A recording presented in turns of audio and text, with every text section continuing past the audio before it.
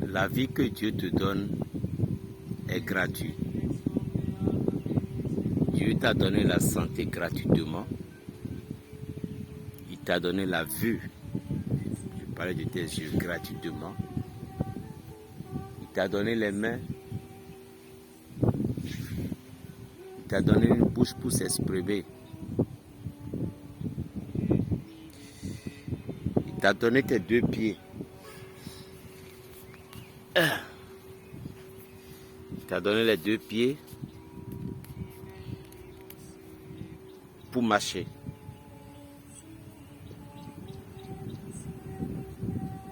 Imagine si Dieu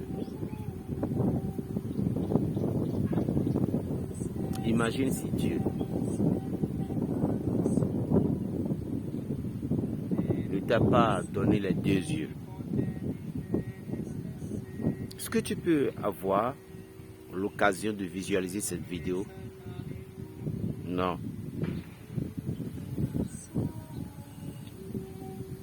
Imagine que Dieu t'a pas donné les 2 mains. Est-ce que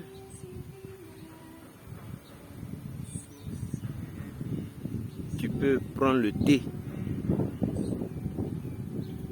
que tu devais prendre aujourd'hui? Non.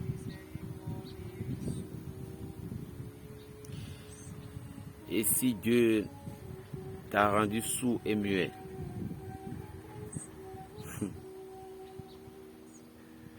Est-ce que tu peux faire des appels? Non. Alors dites-moi, qu'est-ce que Dieu t'a pas fait? Qu'est-ce que le Seigneur ne t'a pas fait qui est miraculeux, mystérieux? C'est-à-dire, qu'est-ce que le Seigneur ne t'a pas donné? Est-ce que tu continues toujours de dire que Dieu ne t'aime pas? Tu continues toujours de dire, attends, j'enlève mes trucs là, tu vas comprendre. Est-ce que tu continues toujours de dire que le Seigneur ne t'aime pas?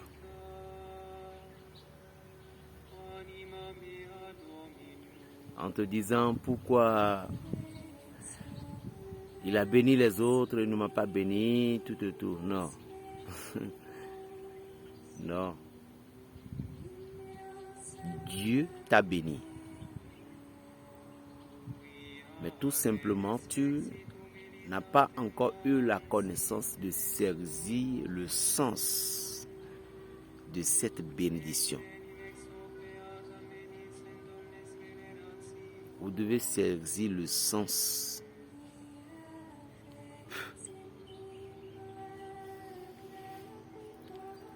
de la bénédiction que Dieu vous a donnée. Tant que vous n'ouvrez pas votre conscience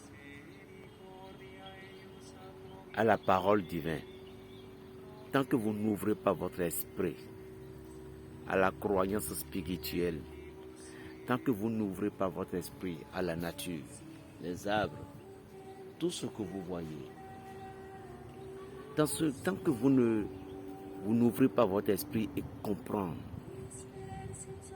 que tout ce qui nous entoure est vivant, et que tout ce qui nous entoure sont réels. Ça que vous n'avez pas eu toutes ces connaissances-là, vous ne pouviez jamais comprendre la grandeur, le mystère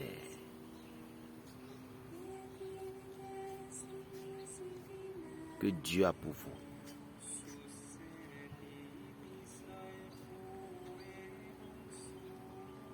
La foi de chacun se débattait. Regardez cette vieille dame, une sœur. Vous voyez?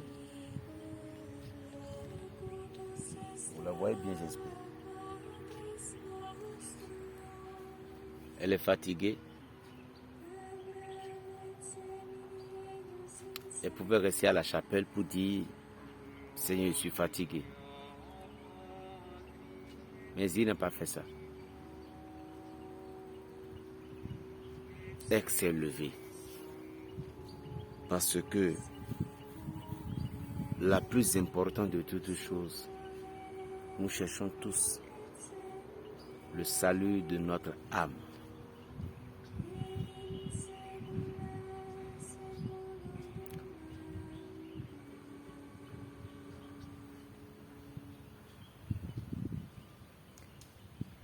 La seule chose qui me donne un peu de souci dans la parole divine, il dit, au dernier moment, tu vas dire, Seigneur, c'est moi qui fais ci, c'est moi qui fais ça. Il dit, je ne te connais pas.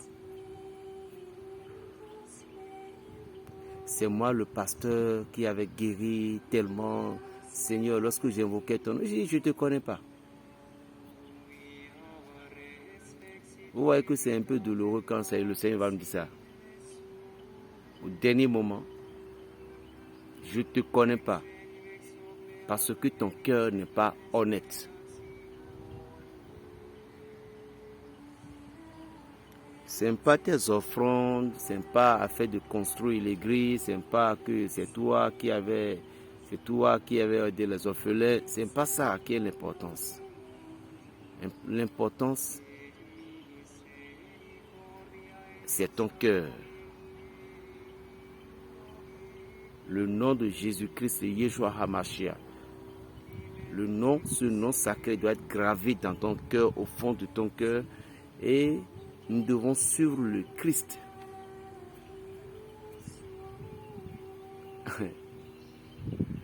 En tout cas, c'est le cœur. Nous sommes dans le mois de Sacré-Cœur. Padre Pio dit toujours, reste avec moi, Seigneur.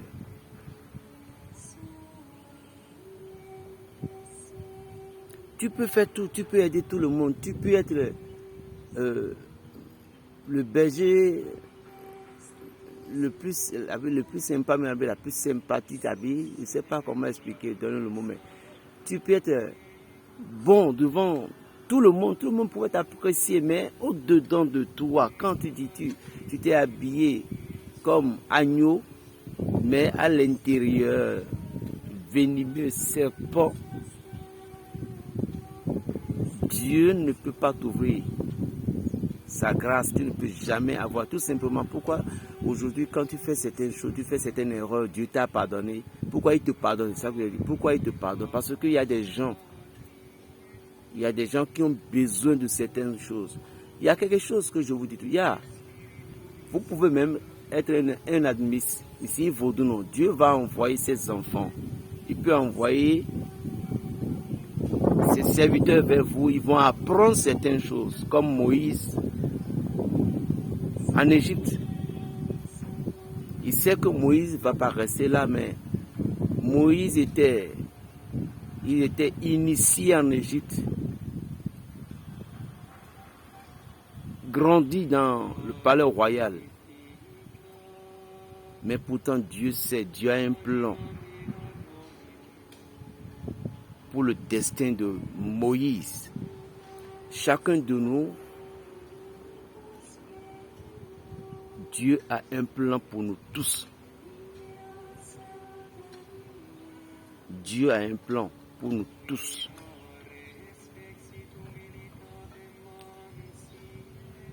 Mais il faut que, quelles que soient tes erreurs, il faut que tu prends conscience. C'est ça l'importance. Quand tu fais des choses et tu ne prends pas conscience, quand on te dit que ce que tu as fait n'est pas bon, tu dis que non, c'est bon. Tu ne peux jamais avoir l'amour de Dieu. Parce que si nous allons suivre l'exemple du Christ, nous devons être humbles. Vous croyez que suivre le Christ c'est du gâteau? Non, c'est des pleurs. Suivre le Christ, on est assuré de quelque chose, de la protection divine. Mais les épreuves qui font partie de ton destin, en a échappé, ça c'est clair.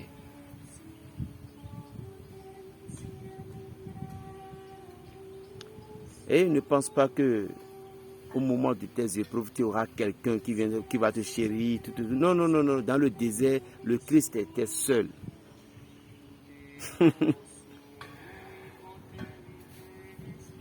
Seulement les anges. Dans le désert, Jésus était seul. Mais au milieu du désert, il y a un ange là qui peut t'aider, comme a fait de Agar et Ismaël. Suivre Dieu, c'est d'être persécuté par ceux dont on aime, ou bien si nous sommes dans une communauté, soi-disant religieuse, c'est quoi? Il faut savoir que tu auras des pires, mais tu vas te demander, mais est-ce que vous êtes vraiment un pasteur, vous êtes vraiment un homme de Dieu? Est-ce que c'est ce... Non, parce que Satan pénètre toujours là où il y a la lumière divine. Vous croyez que les gens qui sont dans les bars, dans les boîtes de nuit, Satan leur temps? Non, non, non, Satan sait que ceux-là, c'est déjà garanti pour lui, donc il n'a plus le temps de ces personnes-là.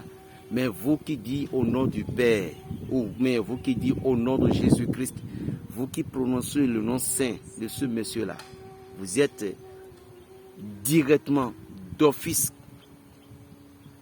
vous avez déclenché la guerre. Ça c'est clair. Parce que Satan, on va dire, il est même le maître du formateur. Il nous forme. Dans la vie, s'il n'y a pas le mal, on ne peut pas connaître Dieu. S'il n'y a pas les sorciers, on ne peut pas connaître la prière de l'exorcisme. S'il n'y a pas la maladie, on ne peut pas connaître ce qu'on appelle la guérison. Le nom de Jésus-Christ, c'est scandale. Scandale pour les ennemis. Et puis, lorsque vous dites « je suis pour le Christ », vous avez déclenché la guerre. Il a dit « si j'ai été persécuté, vous le serez aussi ». Alors pourquoi tellement de soucis en disant « Seigneur, mais pourquoi j'ai accepté ton service et aujourd'hui me voilà ci, me voilà ça, pourquoi Seigneur, franchement Seigneur, je suis fatigué ». Même des...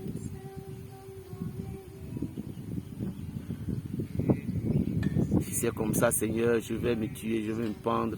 Non, ça c'est non plus toi, c'est Satan. Vous devez accrocher à l'amour. Vous devez s'accrocher à la foi. Lorsqu'on croit au Christ, on ne baisse pas les bras. On ne baisse pas les bras. Vous voyez, Joseph a été gratifié de sa foi. Joseph, ses frères l'ont vendu. Parfois, il y a des choses qui peuvent arriver. Ne dis pas directement que il m'aime pas, il me déteste. C'est de là que vous commencez pas à féticher, faire des choses qui ne correspondent même pas à votre vie spirituelle. Joseph a persévéré sa foi. Il a persévéré. Nous devons persévérer. Parce que combat est le bête de Dieu, c'est-à-dire, qu'est-ce que c'est? Grâce bien d'eau de Mahomet. Et si combat on a donc tu as une grade. C'est par exemple on dit si tu veux construire, si tu as le destin de construire un étage, donc tu auras le combat de cet étage-là, c'est ça. Donc tu dois persévérer dans la foi. Tu ne dois pas rejeter. Tu ne dois pas renier. Il y a des moments donnés, c'est pas depuis on disait que parfois on sent que Dieu est complètement absent. Tu vas prier fatigué, tu vas jeûner. Oui, il faut traverser tous ces moments-là parce que un chrétien, nous sommes des historiens spirituels parce que tu dois compter des histoires demain. Si tu es un pasteur, si tu es un prêtre, si tu es un berger, si tu es un serviteur, si tu es un homme, tu dois compter des histoires. D'ailleurs, avant là, quand j'étais ici, franchement, on m'a persécuté. Le frère là en question, je croyais que c'est un homme de Dieu. Tu dois compter des histoires. Mais un chrétien qui ne veut pas compter des histoires, tu ne fais pas partie du camp de Dieu. Nous sommes des soldats spirituels. Jérémie 48, verset 10. Malheur à qui il va déposer son épée. C'est simple. Nous sommes nés pour faire le combat. la paix dans les cœurs. Que Dieu vous bénisse et que Dieu vous accorde sa grâce. Berger Raphaël, le Béninois. Plus 229 95 26 41 46. Vanité des vanités, tout est vanité. Shalom.